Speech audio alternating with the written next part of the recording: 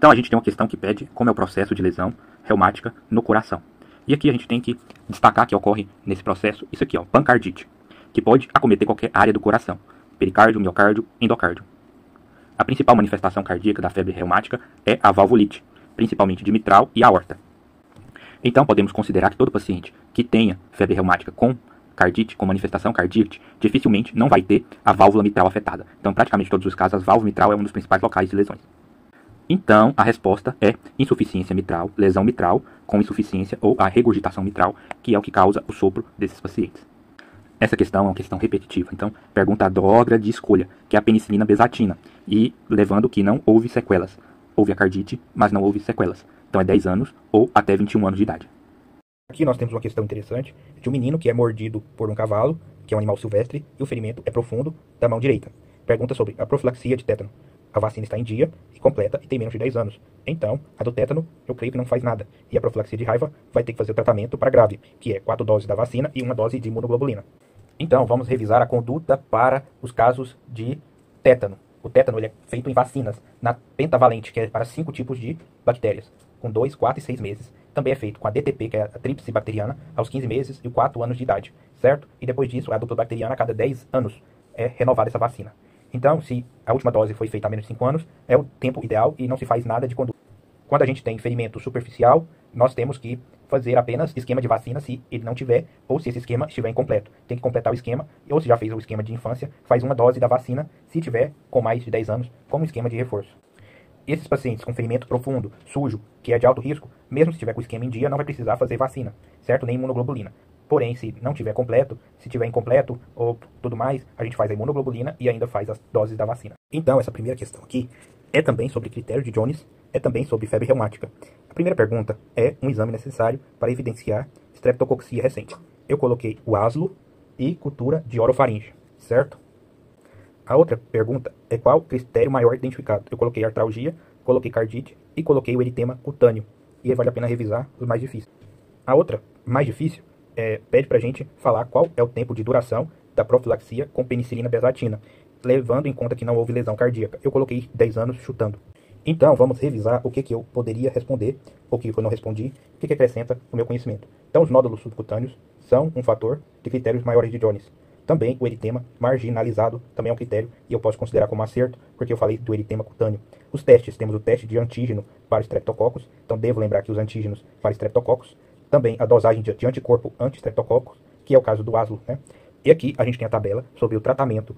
Se não teve cardite, não teve lesão, não teve troca valvar, a duração é de 5 anos com penicilina besatina, ou a idade máxima de 21, certo? Se teve cardite de qualquer nível, principalmente leve, ou nenhum, é 10 anos, ou 25, que é o caso do nosso paciente. Se teve cardite moderada e com lesão residual, é também 10 anos após a última crise, e a idade máxima é 40 anos, ou até por toda a vida. Agora, se teve lesão residual, teve cardite, teve troca de válvula ou cirurgia de válvula, o tratamento é para a vida inteira.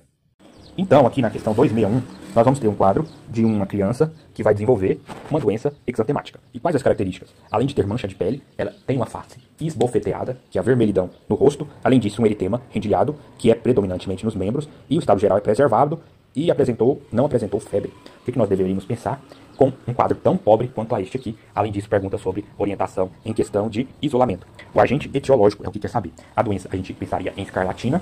E qual que é o agente da escarlatina? Herpes vírus.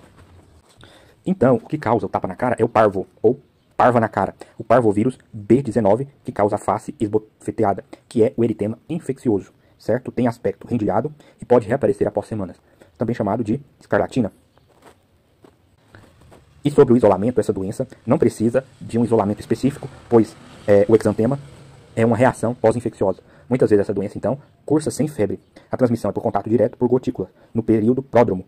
Ou seja, quando o exantema aparece, já não há transmissão do vírus, não tendo necessidade de isolamento, certo? Também conhecido como eritema infeccioso. Então, as principais características do eritema infeccioso é pródromos pouco exuberante, além da face esbofeteada. As complicações também são raras e pode ocorrer aplasia transitória. E aqui a gente tem os principais diagnósticos diferenciais da criança. O sarampo, que foi falado, que tem sintomas prodômicos bem tensos, que é a gripe forte, a prostração, sintoma catarral, a febre alta, o exantema crânio-caudal e também tem a conjuntivite não purulenta. O exantema súbito, que é causado pelo herpes vírus, esse é o que cursa com febre alta, e o exantema depois da febre. Então, passou a febre alta, vem o exantema forte. E a criança está em bom estado geral. O eritema infeccioso, que a gente acabou de ver, é comum em escolares. O sarampo em crianças menores também, geralmente. Principalmente porque a gente viu questão vacinal. A rubéola tem afecção de linfonodos, na maioria das vezes. E o exantema crânio-caudal, ou roséola, ou rubéola, certo? É causado pelo togavírus. A gente pode até pegar uma questão futuramente. E a escarlatina, que tem a língua em framboesa, filatove e pástia, que é as lesões periorais. E não é o tapa na cara. A pele fica em lixa e tem também amidalite, purulenta ou não, por causa do estrepto piógeno do grupo A. Então, o que a gente tem aqui? Um bebê de 30 dias, que é um dos principais pontos aqui. Ele tem choro fraco, voz rouca, é um pouco lento e tem a pele amarelada. Então a gente tem uma icterícia tardia, certo? Sem intercorrências, movimentos fetais tardios, comprimento normal, peso normal, mecônio após 48 horas. Poderia ser um sinal de alarme, mas não tem muita coisa relacionada a isso, certo? Alteração da respiração ruidosa, que é normal. Ele tem uma hérnia umbilical, que não quer dizer muita coisa. Não tem má formação. Está usando leite materno, que pode ser a causa dessa icterícia. Então, é icterícia tardia ou do leite materno, pois a criança está em bom estado geral. Então, outra coisa importante que eu acabei ignorando é essa informação do teste do pezinho indisponível. E todas essas características parecem uma criança preguiçosa. E essa icterícia fisiológica também justificaria pelo quadro de suspeita de um hipotireoidismo congênito. Então, fala que essa doença ela é assintomática. E pelo fato dele ter demorado começar a movimentar, já levantaria uma suspeita. Mas o hormônio tireoidiano da mãe passa para o bebê. Outros sintomas dessa doença, além da hérnia umbilical, tem também a macroglossia, que é a língua maior do que o normal. Pode ter um desconforto respiratório alto, que é que esse paciente tem, um atraso na queda do umbigo. Pode desenvolver um atraso neuropsicomotor, extremidades curtas, alongamento de fontanela. Aqui está a face de uma criança com doença de tireoide. Atraso da dentição, pescoço curto e largo, língua protusa. Esses são os sintomas clínicos. E o teste do pezinho é uma das principais formas de diagnosticar ou teste de triagem neonatal. Entre 10 e 20 é um teste suspeito e acima de 20 é bem sugestivo de hipotireoidismo. Então vamos para essa questão que é 263. Aqui a gente tem um lactente que evolui com uma PCR por causa de diarreia e ele entra com um quadro de ritmo de AESP. O que é AESP? Atividade elétrica sem pulso. A primeira coisa importante nesse ritmo é que não vai ter choque, não é um ritmo chocável. Então qual que é provavelmente a conduta? Pensando que nós não vamos chocar, a primeira coisa que tem que vir na cabeça é iniciar a RCP, obviamente. Então, verificar vias aéreas, fazer a RCP, ABCDE. Além do ABCDE, temos a adrenalina, certo? Porém, o que nós faremos primeiro? RCP ou adrenalina? A resposta é iniciar a RCP e após a RCP fazer a adrenalina. Será essa a resposta? E a minha resposta está correta, porque a gente vai fazer a RCP e vai fazer verificação de ritmo a cada 1 ou 2 minutos e a gente vai fazer essa adrenalina de maneira precoce, que no caso do outro ritmo, a gente faz primeiro 2 choques, depois do segundo choque é que a gente vai fazer a adrenalina, certo? Aqui é bom eu dar uma olhada neste gráfico aqui, a atividade elétrica sem pulso e a sistolia, certo? A sistolia, a linha é reta, enquanto que na atividade elétrica até parece um eletro normal, mas não tem pulso.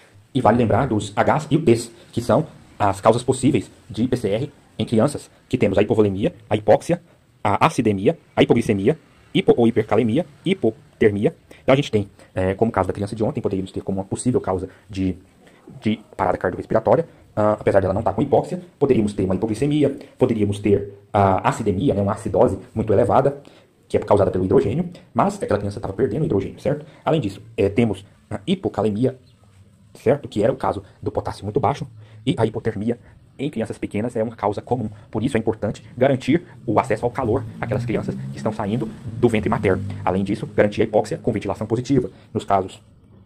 E do T, a gente tem o pneumotórax, que é aumento da pressão ou tensão do tórax, um tamponamento cardíaco, que seria casos graves. Também teríamos toxinas, que seria intoxicação, ou no caso de diarreia, uma shigella, por exemplo, trombose, e trombose pode ser tanto pulmonar como cardíaca.